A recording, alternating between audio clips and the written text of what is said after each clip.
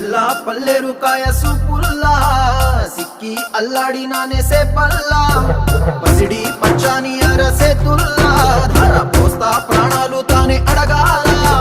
Sita